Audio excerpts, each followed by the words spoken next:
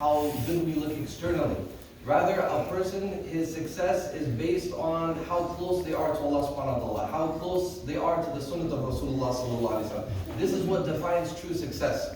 And nowadays, especially in the time and place we're living in, everyone is trying to compete with one another in who can get the latest model in their clothes, the latest model of in terms of their cars, how well a person, the highest degree a person can get in this world. Everyone is competing in these things. And we're actually, many of us, unknowingly or unmindfully, we are actually encouraging our children towards this type of competition. However, the right thing we're supposed to encourage our children in regards to is that who can be the best in terms of being the best Muslim, how many good deeds we can do, how close we are to the way of Rasulullah sallallahu alaihi wasallam, how close we are to the way of the Sahaba radiallahu anhum. Look at the Prophet sallallahu alaihi wasallam. The Quraysh, when they saw the Prophet alayhi salatu wasalam, and they saw the people around him, there was a lot of poor people around the Prophet alayhi salatu wasalam. And the Quraysh, they were so prideful and arrogant, they said that we will only sit with you if you take these people out of your company. Then we're going to come. And look how in such a mean and disrespectful manner they would address the Sahaba. Because the Prophet had slaves around him or freed slaves. He had, for example, Suhaib al-Rumi radiallahu anhu around him, Ammar bin Yasir, Bilal radiallahu anhum ajma'in. And they would say things like, oh, they smell like armpits. These people, as if they smell like armpits. That's how they would address these Sahaba radiallahu anhum. They said, take these people out of your company, then we're going to come and sit with you. And then Allah revealed these verses of the Quran that وَاصْبِرْ نَفْسَكَ مَعَ الَّذِينَ يَدْعُونَ رَبَّهُمْ بِالْغَدَاةِ وَالْعَشِيِّ يُرِيدُونَ وَجْهَهُ. Make yourself tolerate patience with those people who remember their Lord morning and evening, and don't let your eyes turn away from them, seeking the beauty of this world. So Allah is commanding Rasulullah sallallahu alaihi wasallam, these are the people who you should really be with. Despite them looking in a particular way externally, don't turn your eyes away from them. Despite the external condition, don't look at the beauties of other people. Keep yourselves with these people, because these people are really, really special. So you see, we should not judge people on how they look outside. We might think a person, just because they're very rich, they're very educated, we might think that this person is a very, very person of high status. Even some people start thinking this person has a high status with Allah Azza wa Jalla. But many times that's not the case.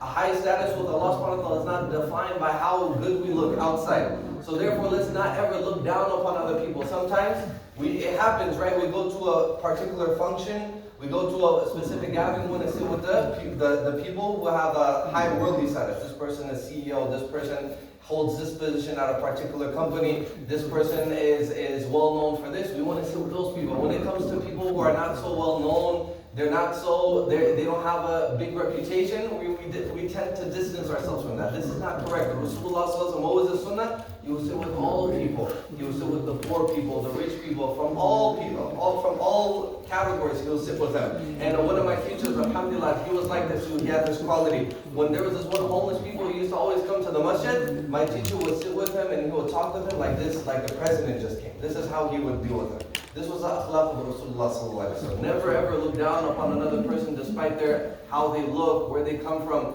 Always treat people with the respect they deserve. And one interesting incident happened one time. Rasulullah sallallahu alaihi wasallam, he was sitting someplace and a man passed by. He told Abu Dharr al-Ghifari, what do you think about this individual? Tell me. And he said, Ya Rasulullah, this person, he is a person of the most honorable people. And if he were to propose to any woman, he should definitely get married, because he has such a high status.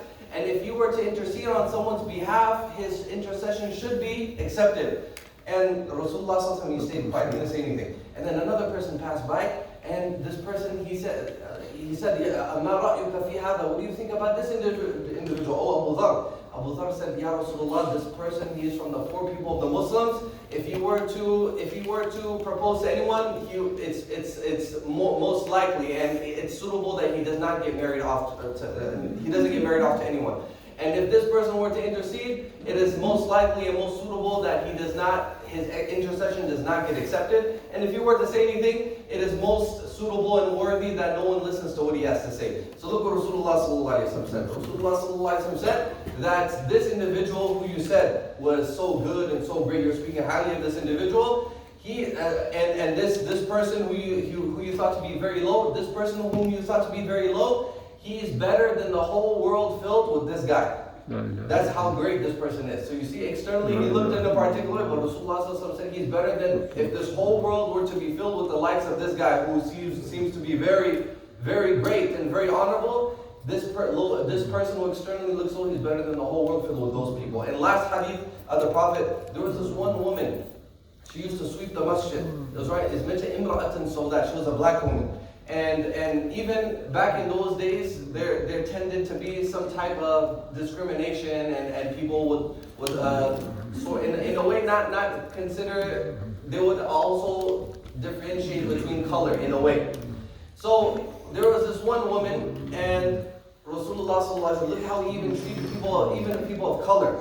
He would not differentiate between this is black, this is white, this is Arab, non-Arab. This woman, she used to sweep the masjid. One time Rasulullah sallallahu alaihi wasallam noticed that she was not there.